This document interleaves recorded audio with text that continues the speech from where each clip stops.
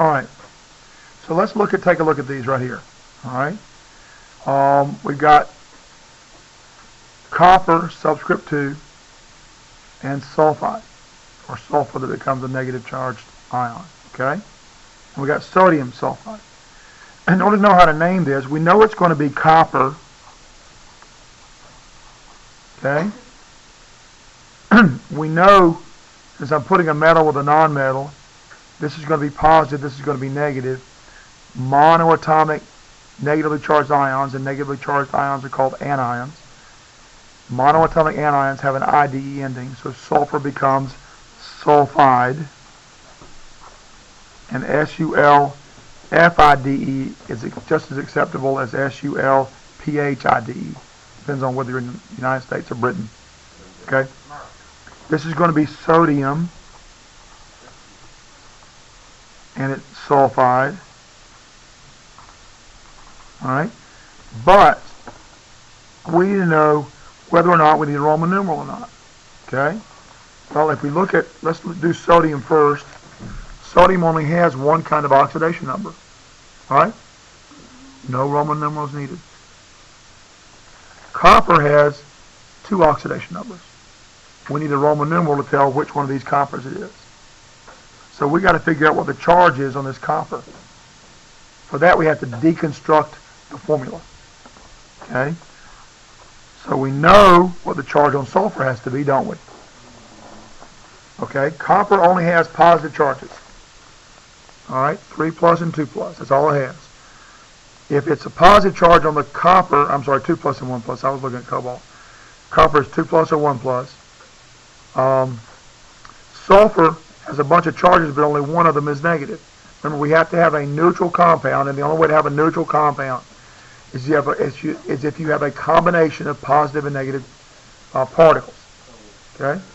So sulfur has to be 2 negative. We have this subscript 2 here means I have 2 coppers. So we need to know what charge goes on this copper to make it a neutral compound. 1. And that's because 2 times 1 plus 2 negative is 0. This gives us a neutral charge. Does that make sense? Therefore, the name of this is copper 2. Roman numeral 2, I'm sorry, not 2, 1. Copper 1 for the 1 plus charge. Does that make sense? Copper 1. Big 1. Big red 1. It's not red, but that's a movie. Big red 1. Huh? The best what?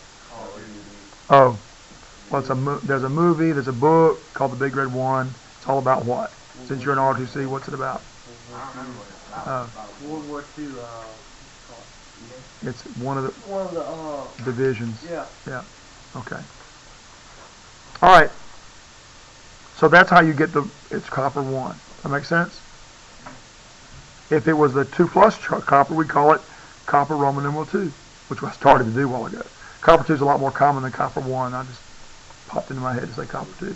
But it is copper 1. Huh? Copper metal. So there's no charge on that. It's free. It's no charge. Copper the metal has no charge. It's kind of like for copper the metal, you wrote it like this. Okay?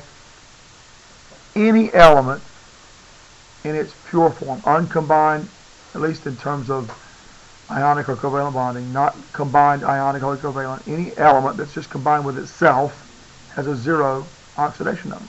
So in oxygen O2, the oxidation number for that oxygen is 0.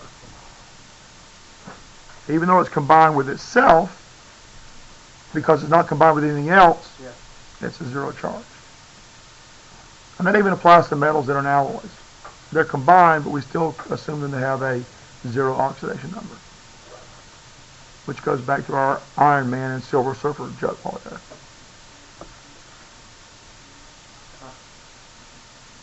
Okay. All right.